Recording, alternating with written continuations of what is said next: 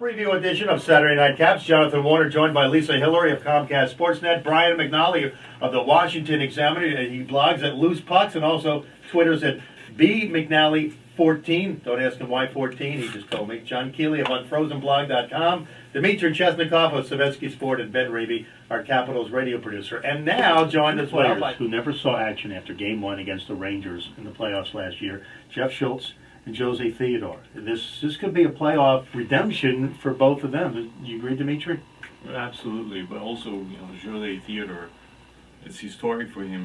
The last season of his contract, especially the second half of that season, he's usually playing pretty well. Remember, back with the Avs, same story. But you know what? It's great for the Caps that's exactly what he's doing right now. Well, I think the last few games he's certainly made a case for it, but a lot of talk about goaltenders, too, this year. I mean, I talked to half a dozen or so people that say it's Ryan Miller. Do you give it to a goaltender? I know, Brian, you disagree with that. I think... You got the Vezina for that. I know. It's almost like a pitcher and an MVP award. You give the Cy Young the MVP. I think a goalie has to play at such a high level that to make that switch, to get both. He could get it, don't get me wrong. I think those are kind of some dark horse candidates that will definitely siphon some votes, but you just wonder where the Sabres would be without him. I think Ryan Miller is one of those guys that's right on the border of that being that at that level. Okay, wherever the Capitals be with Ryan Miller. Would he be then the Hart Trophy champ? They'd be undefeated. All right, now we're joined by Greg. How about the job that Bruce Boudreau has done in keeping these guys, engaged for the final month of the season when they could have just put on their skates and skated out there for the last 4 weeks of the season? Well, he's got the personality for it, too, Sure. and I think that helps. And he wants to win all the time. He wants 122 points by tomorrow afternoon. I mean, and I thought the way they came out last night was, a little lackadaisical. But then as the game went on, I mean, it was, both teams were fighting. And he had said, even beforehand, Bruce said he spoke with John Anderson, the head coach for Atlanta, and, they wanted to win as well. I mean, it's pride, but at the same time, for them to beat the Washington Capitals, was a big accomplishment. Dimitri, what's Ovechkin's relationship with Bruce? He really likes the guy, doesn't he?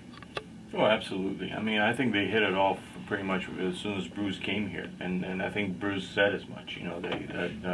He was a little nervous maybe coming in, because Alex was a superstar by then.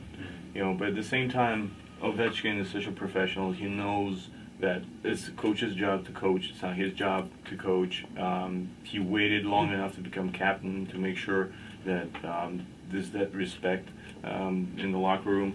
And he just goes out there every night and try to prove that the faith that the coach put in him is there.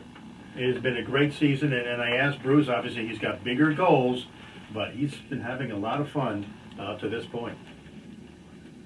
I love to go to Montreal for obvious reasons. You talk about an environment, though. Speaking to Steve Colby the other day, you go to Montreal.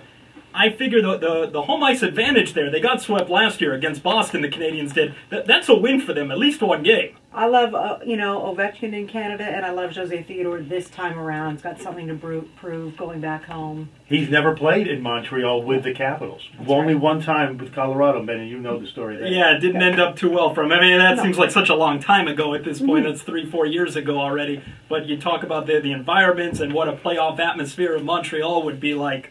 Boy, it's a whole other breed up there come playoff time. Jonathan, the Capitals have never played Montreal in the postseason. I think it would be great fun for Washington hockey fans to play such a historic franchise in the postseason. I understand Steve Colby tells me that they really... Oh, you told Steve. Yeah, interesting. Steve told me, and I'm now telling Ben the story that he told me, that they really want to play the Caps, don't they? Was up in Montreal 2 weeks ago. All the talk radio stations there for about 3-4 days straight, they were saying, bring on the Capitals. This is before the Canadians even had a playoff spot locked up. They still don't. It comes down for them to their final game tonight.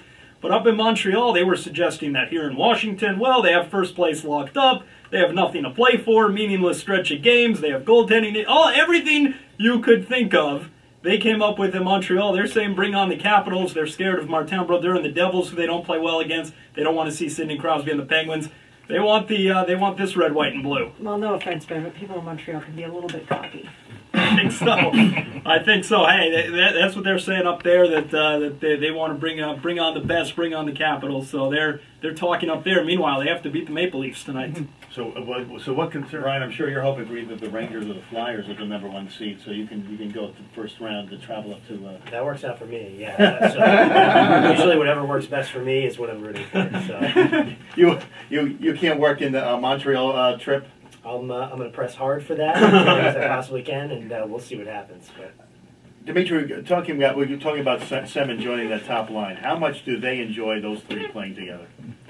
Oh, I think they enjoy it. Obviously, yesterday they showed it, and I'm sure Semin misses it. He'll never say it. First, he had Sergei Fedorov sort of taken away from him. He had to readjust to playing with a couple of new centers throughout the season, and then he was dropped from the first line to give Mike Knuble to give more balance to the line. So I wouldn't say he was dropped, but he was moved from the first line. So coming back together and playing with Backstrom and Ovechkin.